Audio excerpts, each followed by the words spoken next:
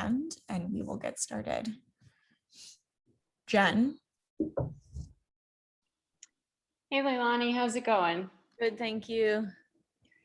So, you guys are a little shorthanded perhaps today again after yesterday. What's your guys' mindset and did you guys get enough rest? How are you feeling heading into tonight? Yeah, I mean, it's just the same mindset we've been playing with for the last, I don't know, almost 2 weeks now. Just everyone being ready. I think we did get some rest. Obviously had an extra day in between than we have been having on the road. So, we're just going to go out there and play hard. And, we've got a good little strategy that coaches have cooked up for us. So hopefully we just come out with a lot of energy. They're obviously playing really well.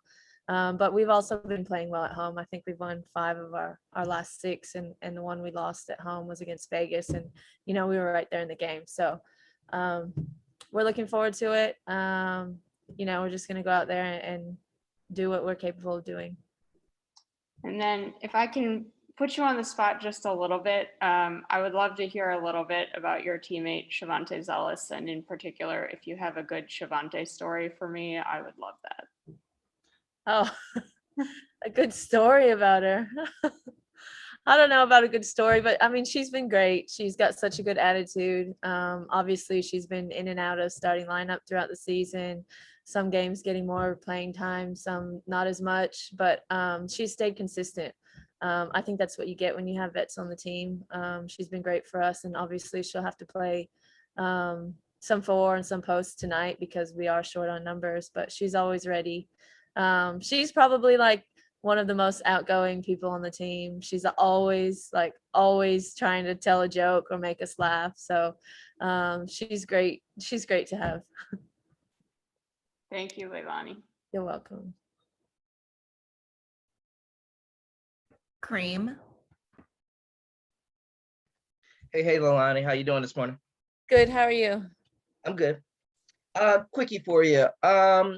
Mike has talked a lot about kind of the parity of the league, basically between 4 and 11 in the standings are super bunched up together. And I'm just curious, what you've noticed about the league this year. Does it seem like there's more parity?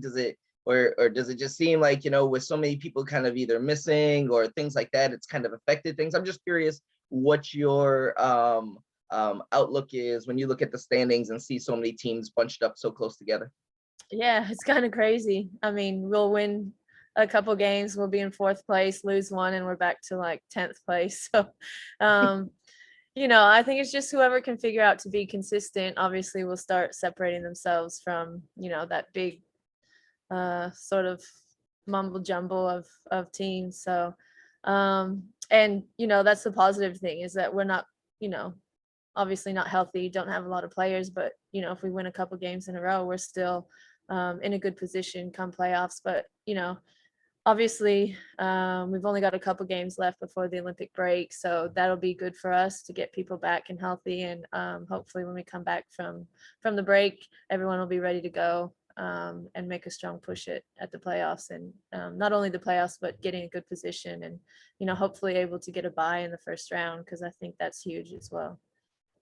And that's kind of what I was going to say also. Does the fact that it is so condensed kind of give you guys a little bit of leeway to allow people to get healthy and give you some time? Mike keeps talking about, hey, we want to peak at the end, and that's what's super important. Obviously it is. So while everybody's, at least you guys can kind of figure out your stuff and be banged up right now, while without teams kind of, without a bunch of teams kind of starting to pull away. I mean, yeah, it's obviously been good that we haven't been playing well, and knowing that we're still right there. But yeah, I mean, the biggest thing, not that we haven't been playing well, but we've just been battling so much with our roster and injuries and that sort of thing. And, it's tough, especially, like the new collective bargaining agreement is great, and obviously it increased salaries and all that sort of thing. But I don't know if it's really a positive thing the way that the whole thing's set up, because while yes, the salary cap has increased, but I mean, the only people that are really getting more money is that, maybe your top 1 or 2 players. And then if you do give, max or super max to those players, you don't have a lot of money left.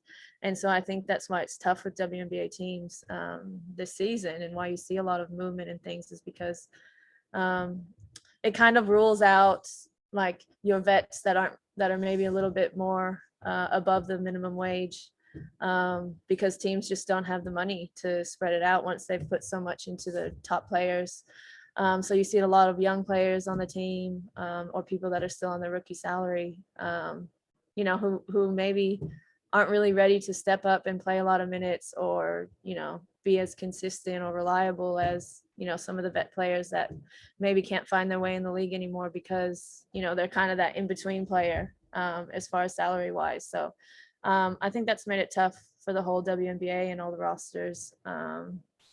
But that's just how it is, I guess. And that's how teams want to spend their money. So I just think that plays a big factor when you get injuries with your star players, and then you're relying on these players who maybe you were trying to develop, or, needed a little more experience under their belt, and now they're playing significant minutes, and it just makes it tough. I think we saw a little bit of that yesterday from around the league, some folks who kind of caught in that middle area. Yeah. Just one last one real quick, they get Jones back tonight, it's probably a silly question, but how big of it is a difference is it when they have her as opposed to when they don't? Yeah, I mean, she's a big piece of their team. Obviously, you saw that when she first left and they struggled, and it took them a while. They lost a few games in a row. It took them a while to figure out how they could play. And now they've figured it out and they've been winning, and she comes back. So, I mean, you never know how it's going to affect them. Obviously, she's playing well. I don't know if you followed along in the Eurobasket, but she was, putting up huge numbers as far as scoring and rebounding. And, everyone in the league knows what she can do. But, there's one ball, there's one ball for everyone. And, they got to figure out how they're going to work her back in. We don't know if she's going to start or come off the bench, or how she's feeling, if she's tired, but we're just going to worry about ourselves. And, like I said, coaches, we're going to try a few different things as far as our scout and how we're going to play defensively, and then offensively, they have to guard us as well. And I think the way Tina's playing and the way some of the other players are playing on our team, I think that, they're going to have some difficulty as well as far as making decisions on what they're going to give up. Perfect. Thank you very much. You're welcome. Pepper. Hi, Leilani. It's great to see you. So as you mentioned a little bit, this season the Mystics have dealt with some injuries and just not having your full team together. So how has this team grown from those challenges? Yeah, I mean, I think it's going to be great for us in the long run. Like I said, we've had a lot of players that have had to step up, and our roles have changed, whether we're just playing more minutes or playing different positions. And I think once that we get our players back and healthy, it's going to be good for us. And I think that experience that we're gaining now, that players are gaining, is only going to help us later on in the season when we're trying to make the playoffs and when we get into the playoffs. All right, thank you. You're welcome. Christy. Hey, Leilani. I was going to ask about Jonquel Jones, but the extra part of the question was going to be, how do you think that dynamic will be with Brianna Jones playing as well as she has been playing, and what kind of challenge the both of them present tonight? Yeah, she's been playing great, putting up huge numbers.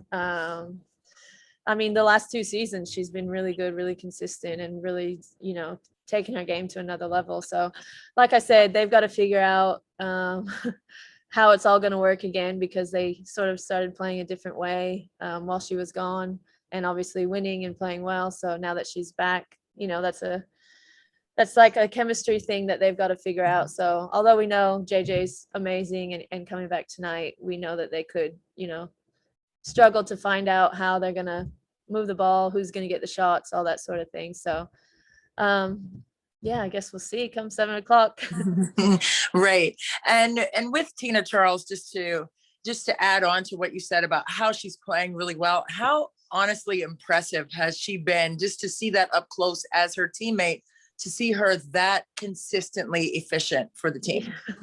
I know. I mean, she was doing it for the first, few games, putting up huge numbers, rebounds. And then, we were saying to ourselves, we can't rely on Tina. She's not going to be able to keep doing this. But every time we look at the stat sheet, she's doing it again and again and again. She's just like a machine, hasn't stopped, hasn't slowed down.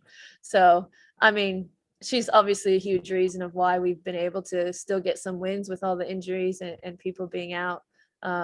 So yeah, she's just amazing to be able to be that consistent at, however old she is, 32, 33.